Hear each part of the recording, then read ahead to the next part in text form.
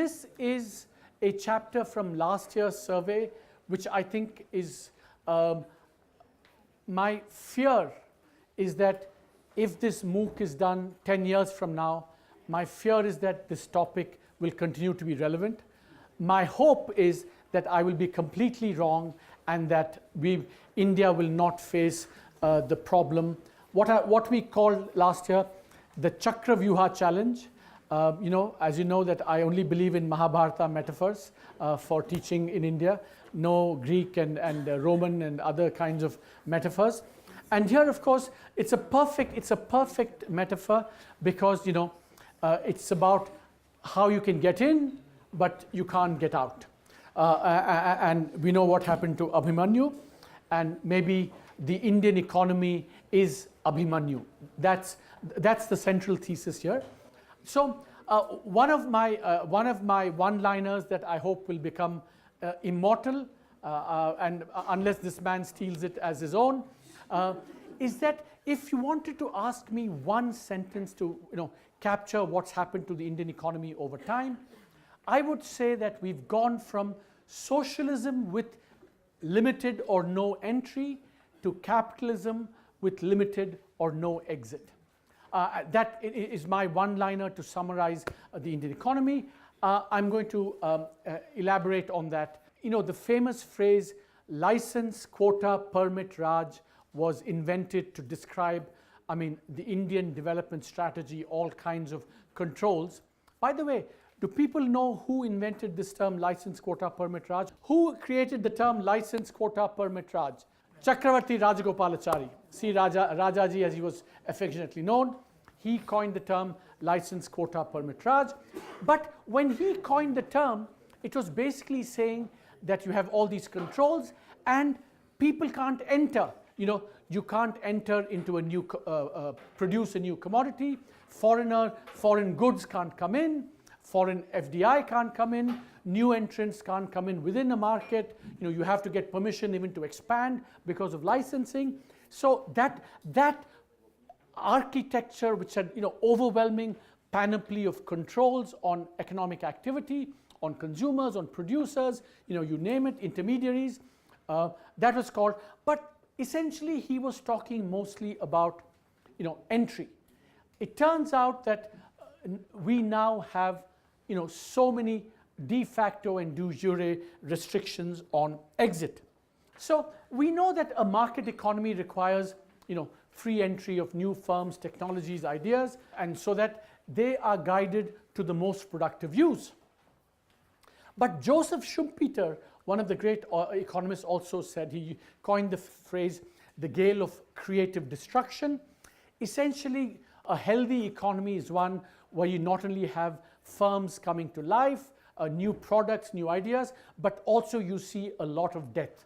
You see, firms have to die, ideas have to die, technologies have to die, and it's that churn that produces economies. So if you say, I get a job, or I create a company, I create a trade, that has to be there forever, that's not how an economy can efficiently function. So this problem, and that's because if you continue in unproductive activities, you're locking up a lot of valuable resources and the economy is less efficient. You need resources to flow from less efficient, less productive sectors to more. And so if you had a bullock cart, then the car came in, but you said, no, I must still be allowed to do the bullock cart. I will not allow the car to come in. Society will be much the worse off for that. So that's the sense in which you need exit.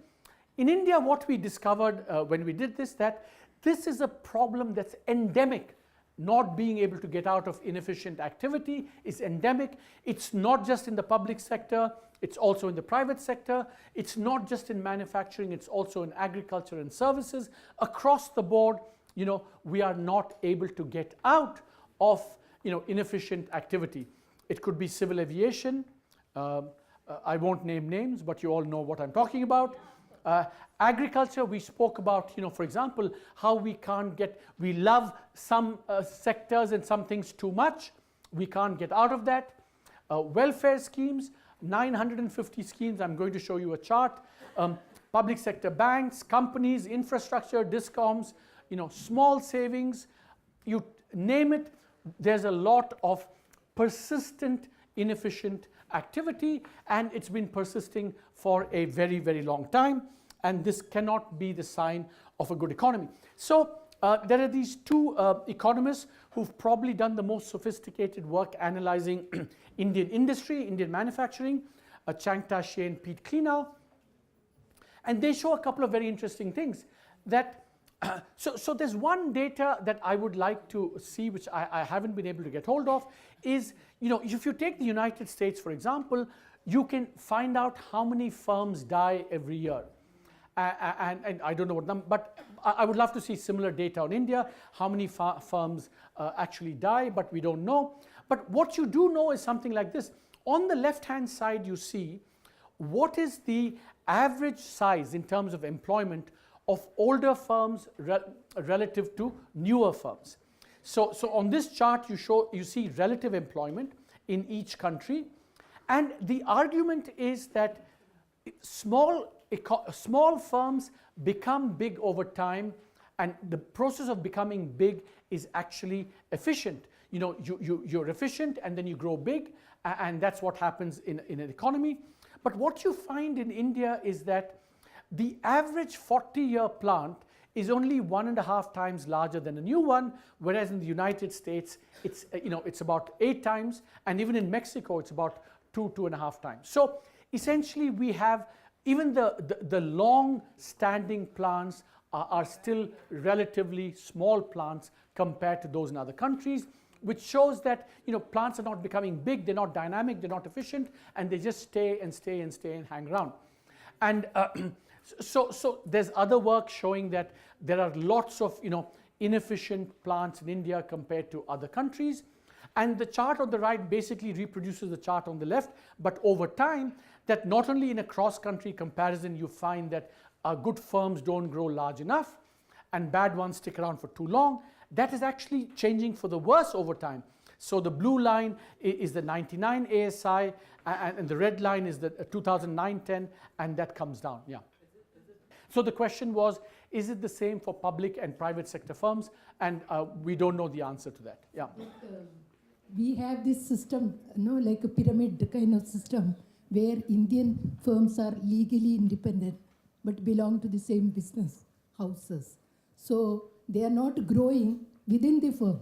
They are like a conglomerate kind of thing. They would be growing, but outside that system, belong to the same business house. So, but that is not the case in Western or US or other countries. See, remember, this is establishment plant-based data. So this is based on plants, not on companies. So we don't know anything about forms of financial organization, but this is about, if you have a plant, and if you have an efficient plant, that plant should expand over time and employ more people. And that's what this is trying to capture. So actually, let me move on, because you can come back to this later. And what are the costs of lack of exit? Now, well, I'll come to that in a second. What are the costs of lack of exit? Fiscal costs. Government has to keep supporting inefficient firms, either explicitly or implicitly. And we've been through all the subsidies that we give. We also give implicit subsidies in the form of loans, recapitalizing the banks. And what these people show is that if you corrected this misallocation of resources, Indian industry could be twice as productive as it is. And of course, there are lots of political costs that, well, there are costs both with preventing exit and costs with, making exit happen. So we're really stuck in a kind of vicious and unproductive cycle, as it were. Now, in the survey, you should go and read it. There are many, many examples of, the persistence of inefficient firms and industries. I mean, I'm not going to take you through all the examples. It's completely endemic. Air India, cumulative losses rising. Agriculture, we can't exit from cereals, and all the subsidies we spoke about. This is very interesting. So even if you take government programs, you can see how long they last. So for example, I think if you look at the 50% mark, 50% of firms are about 25 years old. There's one firm, animal husbandry and livestock, which is 97 years old. I'm sure the people who created it could easily see 100 years into the future. They could anticipate what the needs would be in 1900. The Indian livestock industry, people doing that could easily see what would happen in 2000. The requirements were the same, but that scheme persists. And so this is an example of persistence. And and so you don't even have to go to the extreme example. I mean, you have schemes persisting over time. Another example of lack of exit. Public sector banks, we know that, if you look at the return on assets of the average public sector bank, it's about 0.4. The international norm is that it should be about 1 or 1.5. I think very few public sector banks have in India consistently achieved that. And of course, they periodically get capital infusions from the government, high non-performing assets. We spoke about the power situation yesterday. This is the twin balance sheet problem. How many companies have debt more than, and they can't even generate enough cash? That's about 40%. But these companies have persisted for at least for now for almost 10 years, and that's another one. And then there are many, many examples. I think I haven't given you the example of small saving schemes. You have a similar problem. The fertilizer subsidy, firms, we spoke about the fertilizer plants. The kind of efficiency levels or lack thereof they have. And so this is a problem that's endemic.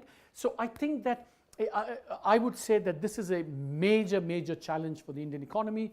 We can get in, but like Abhimanyu, the Indian economy can't come out. And I think unless we crack this problem, we see that now in the twin balance sheet problem, and you see it everywhere. Unless we can get out, I think we will be tied to low levels of efficiency in the Indian economy. Now the question is, why doesn't this happen? I would say, I would call it the 3 I's: interests, ideology, and institutions. I think there are 3 I's that prevent exit in India. One, of course, is the standard thing, is that once you get something, it's very difficult to get out of because there are interests around that, and it's going to be very difficult. And normally, remember, those who acquire these benefits are very concentrated. So in a sense, the costs of this, of a lack of exit, are either paid by consumers in the form of higher prices, less efficiency, or they're paid by the government in the form of fiscal costs. So if you think about the political economy, you have very concentrated guys who have a lot at stake, and the beneficiaries are much more diffuse. Consumers, government, whatever that is. So it's a kind of unequal political economy battle, and that's why these things keep persisting. So concentrated interests always have an incentive and the ability to mobilize in a way that diffuse government or consumer interests do not have. So, but this is a kind of a standard explanation. I think the interesting thing about India is that you're also getting lack of exit because of institutions, but the funny thing is that there are weak institutions that create this lack of exit, and there are some very strong institutions that also create this lack of exit.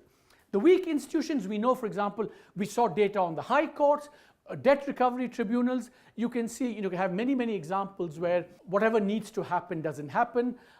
Justice is denied. Recovery tribunals are stuck in litigation. They're not staffed enough, and so you don't get exit. And this is an example of debt recovery tribunals, which is meant to facilitate exit between people who have loans and people who between the creditor and the debtor. But these things are stuck for a very, very long time and doesn't happen. But we also have very strong institutions. Now, we know that we need strong referee institutions in every society, but we've got into a situation where these institutions perhaps have become so strong that it's creating paralysis in decision making and inducing abundant caution in decision making. I mean, in the case, for example, of the twin balance sheet problem that we have, essentially, we know that very few public sector bank employees, regardless of levels, will have the courage to say, I am going to write down loans to the private sector, because if they do, they will immediately be open to allegation that they're favoring someone. In fact, if you look at the Prevention of Corruption Act in India for public servants, it doesn't say a kind of corrupt activity is or a deliberate mistake. Even an honest mistake is considered corruption, because as long as a decision is seen to favor someone, it's corruption. And by definition, we know that any decision that we take will favor someone. And so the Prevention of Corruption Act also, that's why in the survey, we had a chapter last year or the year before saying we need to amend the Prevention of Corruption Act. A government servant, civil servant, I'm not as a government employee, there are limits to how much we can discuss these things here, but there's no question that these strong institutions more and more seem to be creating an atmosphere of introducing kind of paralysis and caution in decision making. I mean, that's not to say, I mean, obviously they perform some absolutely critical functions and they do a stellar job in what they do, but there's also now increasingly these collateral aspects or dimensions to the working of these institutions. Now, ideology. I think that there is part of the problem also in India is the sanctification of the small. By definition, remember the chart that I showed you from Chang Tashi and Klino, around the world it is clear that job creation, exports, dynamism comes from small firms becoming big. You have to become big. So if we say we will favor the small and in the process keep them small, we will not get the efficiency gains that we need. So while all of us have to love khadi, handloom, small scale, etc., etc., but we have to recognize that these things have to become dynamic. Becoming dynamic means they have to grow, and if they can't do that, they will basically we have to find other ways of sustaining them, because they're not going to be agents of change in the economy. So, but there is this ideology across the spectrum that somehow small is great and beautiful, but I think small is great and beautiful to begin with, but remaining small forever can have costs as well, and that's something that we have to keep in mind. I think the other ideological problem we have is, of course, this is related to something I'm going to come to at the end. I think this perception that anything we can do can favor the private sector, and if in turn the private sector, we are ambivalent about the private sector, I think this is going to be a problem. Now, what are the solutions to this? I think there are solutions. I think for a long time, if you think about what we did in aviation and telecom, we didn't do exit. What we did was we allowed more and more liberal entry. So we had inefficient public sector enterprises. We didn't do anything with them, but we said we'll allow the private sector to come in. So we avoided exit for a long time through liberal entry and aviation, and in some cases at least, aviation for some time at least, bringing in the private sector actually seemed to have also a positive impact on the public sector incumbent, but that clearly hasn't persisted. So I think that's one way we've chosen of at least not facilitating exit, but at least in minimizing the kind of most egregious consequences of not having exit. The other thing, of course, we can take direct policy action. Now that's what we're doing with the NPAs. We have a new bankruptcy law, and as you speak today, you must have read the newspapers. The RBI has put 12 firms or identified a list of 12 firms that will go into bankruptcy, and maybe this is some way where we can maybe facilitate faster exit. Technology and JAM, I think Jan Dhan Aadhaar Mobile, again offer a way out of some of this. For example, wherever you have social welfare schemes that are working or leaking, we can bring in JAM to at least get rid of duplication, ghost beneficiaries, and all of that. And I think that's something we can do. I think we can also bring in transparency. We spoke about, how can we advertise the costs of many of these programs. The fertilizer subsidy, maybe we should do more social cost benefit analysis, like we said in agriculture. I think can we do transparency more? And the last thing I think is that often, I think to some extent we've been a little bit unimaginative in this. I think exit also can be an opportunity. Several people have good ideas about how to facilitate disinvestment, for example. Public sector enterprises have a lot of land. Maybe this investment will be a way of getting land banks going, getting this land, maybe using it, monetizing it, and doing clever, imaginative things with it. And so one can think of exit even as an opportunity, but I think we're far, far away from that. But basically that exit is like a shackle, lack of exit is like a shackle on the Indian economy, and it's a first order problem. So socialism with limited entry was bad. Capitalism without exit, I don't know whether it's as bad, but it does impose a lot of costs on the Indian economy. So as you just mentioned that small needs to grow and improve on the ideas and innovation, but don't you think our policy are designed that way is that you have an incentive to remain small, be it in our fertilizer industry or DESCOM? See, I've spoken about the, our development policy, how it favored remaining small. We spoke about that, small-scale reservations, tax incentives, labor laws. By the way, I didn't mention one of the best examples of lack of exit, many would say, is labor laws. I forgot to mention that, where it's very difficult to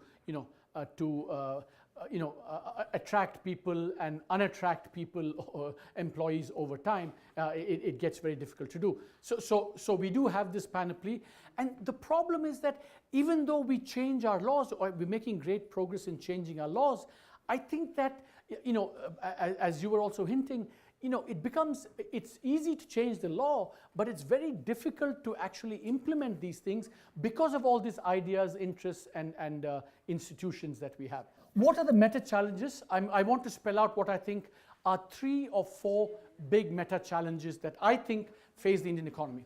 So meta means, transcending, big.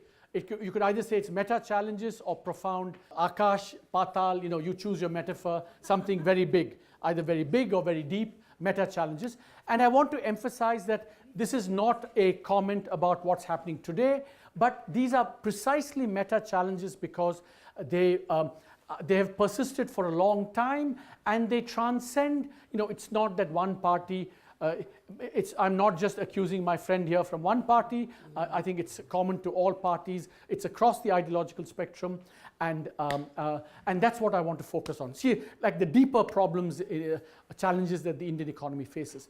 So, at one level, if you think about Indian history, you can say, 30-35 years of socialism, and then 30-35 years of the Washington Consensus. You know what the Washington Consensus is? Liberalize, privatize, deregulate, etc., etc. So in some senses, a crude caricature of Indian history would be 30-35 years of socialism, and then we repudiate socialism, and now we're on the Washington Consensus. And in pure Washington Consensus terms, actually we have delivered. The economy is more open, and I showed you the Jana Gana Mana moment, trade to GDP, China, India greater than China. So India is a highly open economy. We're also highly open to foreign capital. Now a lot of FDI comes in, a lot of portfolio inflows come in, and we look very respectable in the middle of the pack on all these things compared to other emerging market economies. We don't have a very big government. Socialism is associated with a lot of spending and therefore big government. We don't have very big government. And actually it turns out, even if you look at our public sector enterprises as a share, take any share of GNP or whatever, they're not that big compared to comparable emerging markets. Again, we're either in the middle, but we're not really. You can't say that the Indian public sector enterprises account for a much bigger share of the economy than public sector enterprises in other countries. So if you take, I'm just giving you 4 standard indicators of how you would assess how open or how liberal an economy is. And on these 4 sectors, the Indian economy doesn't do too badly. And this is a chart that shows how many years of democracy a country has had in the boom period, when it has grown rapidly, and what has been the annual per capita GDP growth. And what you find is actually India, for a democracy, it's actually posted remarkable economic growth. for a democracy. The countries that have grown faster than India have either been autocracies during the period, or they have recovered from World War II, which is what happened to Spain, Portugal, to some extent Greece after World War II, or they've been oil economies. So either autocracies in East Asia, oil economies, or countries recovering from war.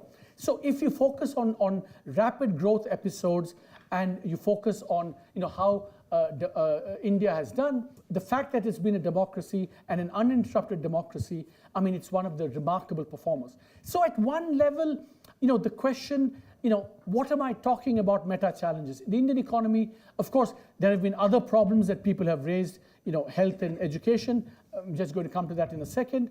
But overall, mota, as they say, macroeconomic terms, growth, trade, FDI, all the things that you look at, India has not done too bad, not done badly at all. 4.5% per capita growth for 35 plus years. Very few countries have done, but certainly virtually no democracy, no uninterrupted democracy has done this.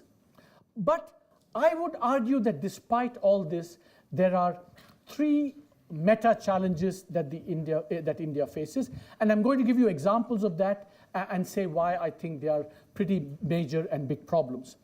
The first thing I would say is that we still have a deep ambivalence about the private sector, and if I were to take a poll in this room and ask you private sector good or bad, I am confident that a majority of you would say private sector not so good. I am confident of that. So here it turns out that in the World Value Surveys, it turns out that India attitudes to the private sector are less favorable in India than they are in many other countries. What are my examples of our ambivalence about the private sector and protecting property rights? For example, we still have retrospective actions. I've been through all the exit problems, for example. We're still finding it difficult to do the twin balance sheet problem because we are ambivalent about being seen as favoring the private sector. In the public sector, fertilizer sector, we are finding it easier to rehabilitate highly inefficient plants rather than facilitating the exit of highly inefficient plants. So we're actually rehabilitating, again, strategic disinvestments we're unable to do. In agriculture, we still have a fair amount of restrictions.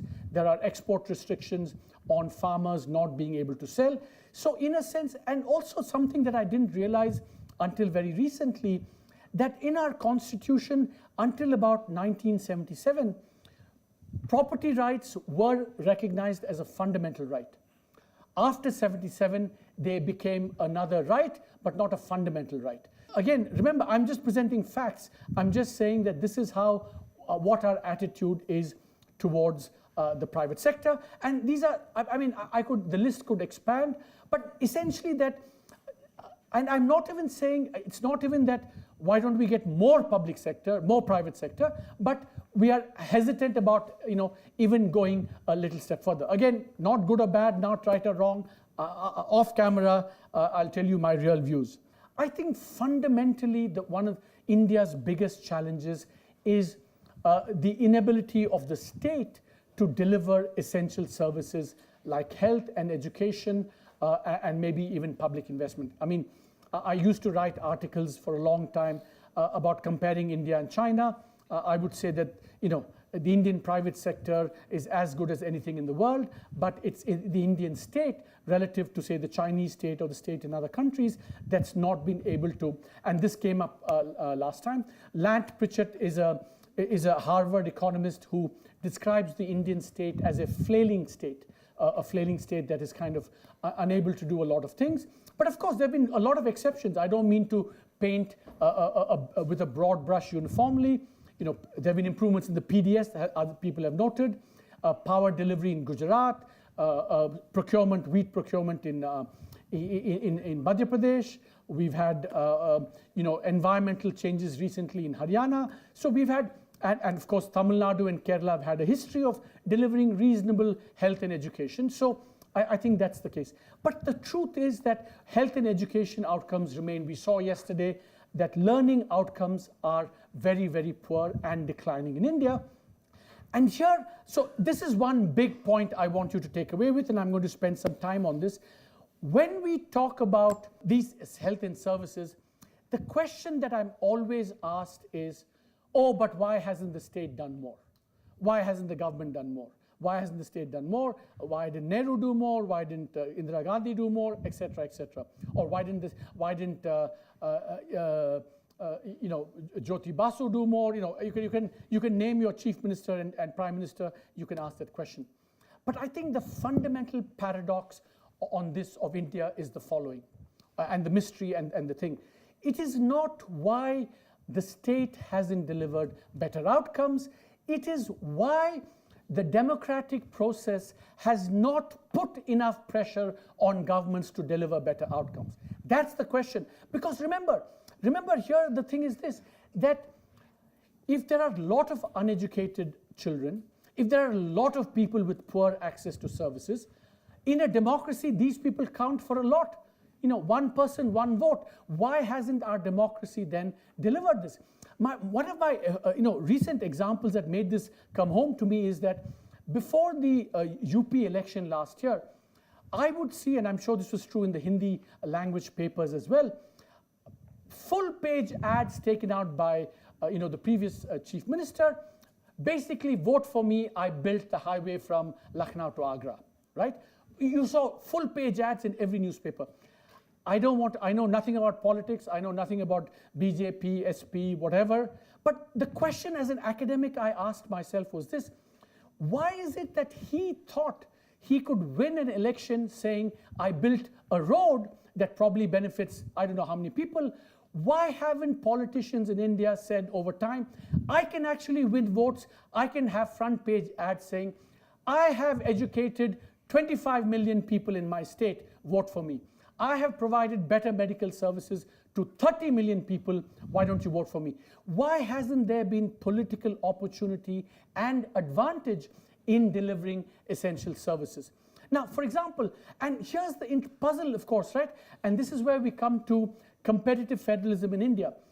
It has been true in the last 10, 15, 20 years that when it comes to attracting investment, for example, or getting firms and business to come to your state, there has been a very powerful and positive dynamic at work. So, for example, when the nano plant was going to be built in West Bengal, we know all that happened, and in the old India, what would have happened is that nano plant project would have died. But in the new India, 5 other states came up and said, if you don't finance it, we will finance it. That was competitive federalism, and therefore, once one state does it, other states recognize that if you want to attract capital and labor, we also have to do the right things. For example, power, if Tamil Nadu probably lost a lot of investments because the power situation was not very good.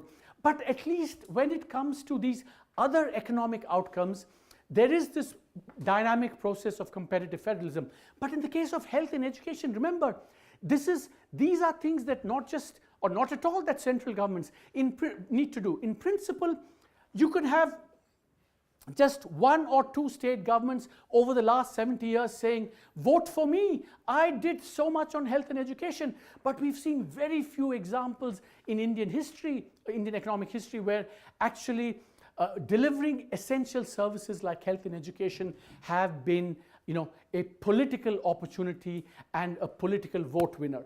I think that is the fundamental paradox of state capacity. So in response to my friends who think, I'm in the pocket of all the multinationals put together, I want to say that I strongly believe that, the difference between a country that grows rapidly and the country that doesn't, that achieves development, is a country that actually has an effective state that can deliver these essential services.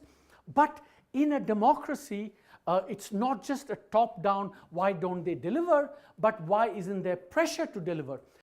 The third point I feel is that all societies need to redistribute, no question, but do we do it more inefficiently than we should or than other countries do? I showed you, when we did the UBI, I showed you those two charts about how much duplication, waste and leakage takes place. I think to some extent it is true that we don't redistribute very efficiently, and that's a fundamental challenge for India.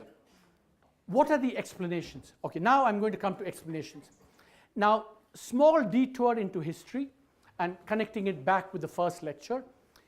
If you look at successful models of economic development, there have been two models in history of successful development.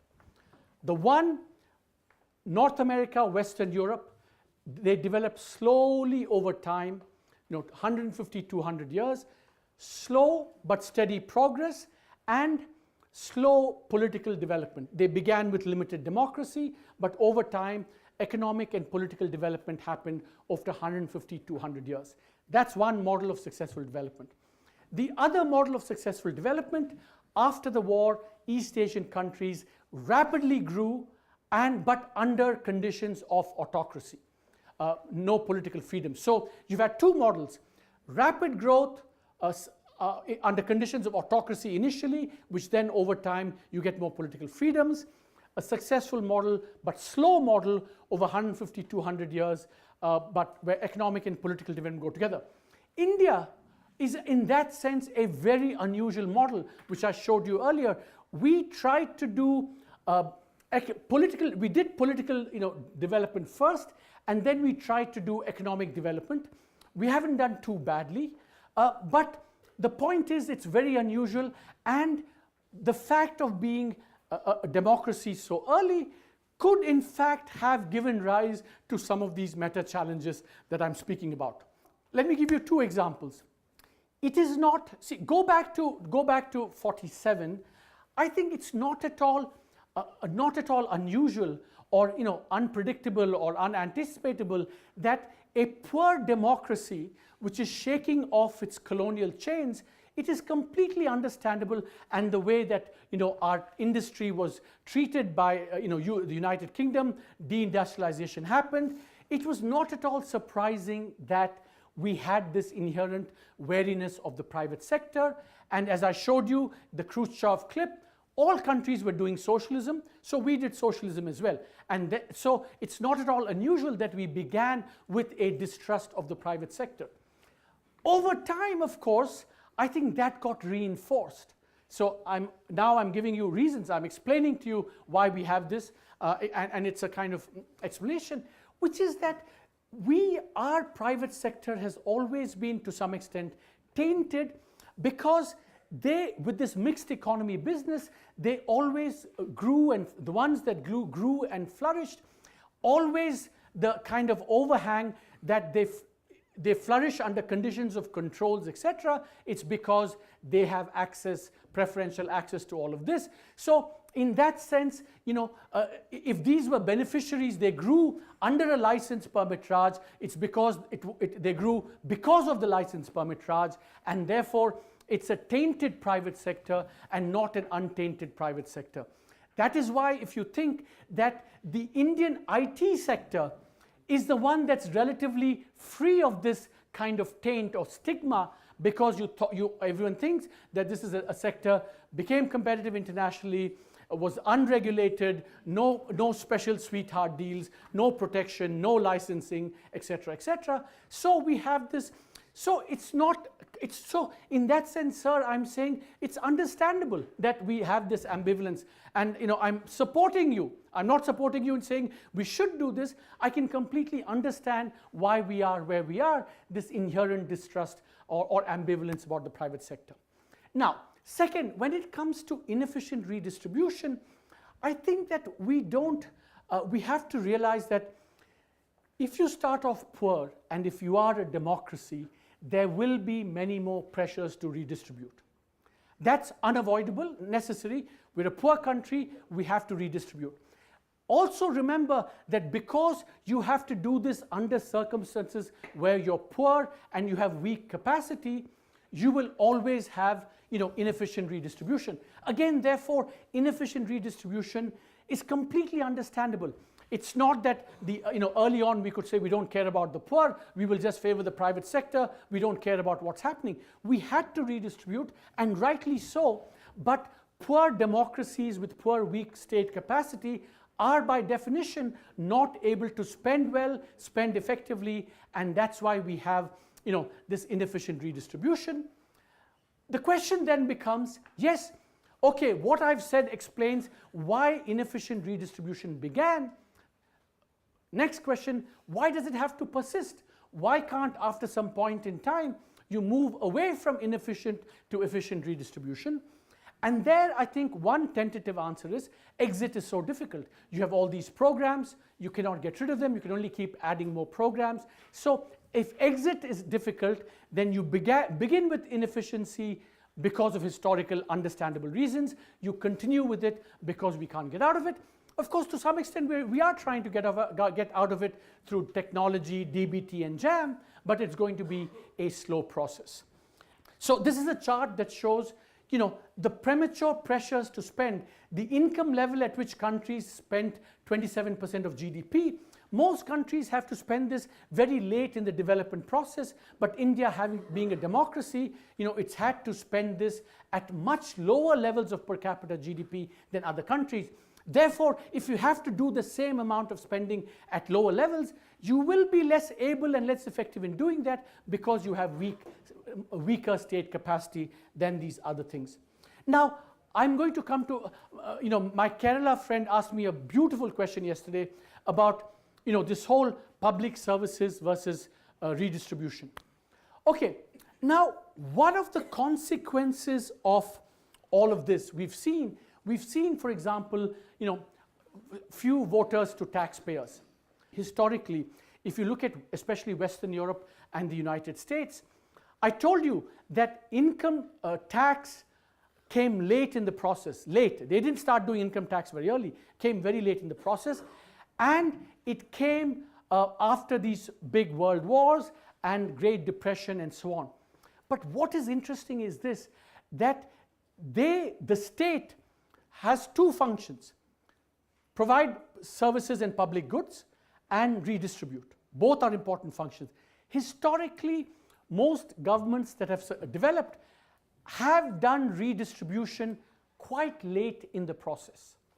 They haven't, if you look at US government, most of it in taxes were used to finance public infrastructure. And redistribution came very late in the process. So in a sense, the legitimacy to redistribute comes if the state has acquired legitimacy by saying, I have actually delivered public services. So the people who pay taxes say, look, I am willing for my money to go to someone else if I know that I'm actually getting something from government. If I feel that the only thing I'm getting from government is my money is being used to finance someone else, then I will not pay taxes. Now, the problem in India is that because we were an early democracy, because we were poor very early, the pressures to redistribute began quite early. So in some ways, the government has had to redistribute without a legitimizing track record of being able to deliver services efficiently and effectively. So it is not unnatural to see, lots of people saying, look, what do I get out of this government? And therefore, I will not pay taxes. It is an explanation for why India is special. We've had to do, most countries, if you're an autocracy, you don't have to redistribute as much. Remember the cruel choice: you can do a lot of investment and you can forget about consumption. You can do a lot of investment, you can forget about redistribution. Advanced economies, they actually, they didn't give voting rights to people. They only gave voting rights over time as the economy developed and as they could do the taxation and building. India, that's why it's very special. You start early on as a democracy, as a poor democracy. You have to redistribute. You're not able to provide the essential services, and so you get the phenomenon of what Albert Hirschman called exit. That is, people check out of the system. The middle class gets its own security, gets its own schools, gets its own water, and we get into a kind of unstable equilibrium. So in some ways, this is, I think, a deep, deep paradox and dilemma, but something that relates to the way our economic and social development have evolved in some sense, the kind of implicit tax of having started out as a precocious, poor, cleavaged democracy. I've shown you this. So, as I said, these are challenges that are shared across the social spectrum. It's not one party, one thing. And I do think that if you want to assess them, for example, how do we get governments and political parties saying, I want to win votes based on my track record on health and education? I don't know how that's going to happen, but that's a fundamental shift that has to happen. And therefore, I feel that, you know, many of these fundamental shifts requires fundamental shifts in our shared ideas in society about many of these things. John Maynard Keynes said, the ideas of economists and political philosophers, both when they are right and when they are wrong, are more powerful than is commonly understood. Indeed, the world is ruled a little else. I want to sort of end by saying, I want to introduce my team that did this, but before I do so, I want to end by saying, look, to all of you watching, to all of you here, economists have a very important role to perform. They have this very important role to perform at the level of ideas, at the level of analysis. I do hope that one of you, one of your students, one of those watching will be the future chief economic advisor to the government of India, because economics is important, it is fun, it is something that we have a responsibility, all of you and us, to make it fun, to make it accessible, to demystify it, to expose them to new ways of thinking, to expose them to data, and that is kind of the bigger enterprise that this module represents. And having all of you in this here and elsewhere, in this shared enterprise, that's what we want. We want to make engaged citizens. We want to make them economically, not just literate, but engaged in a very kind of creative and active way. Okay, thank you very much.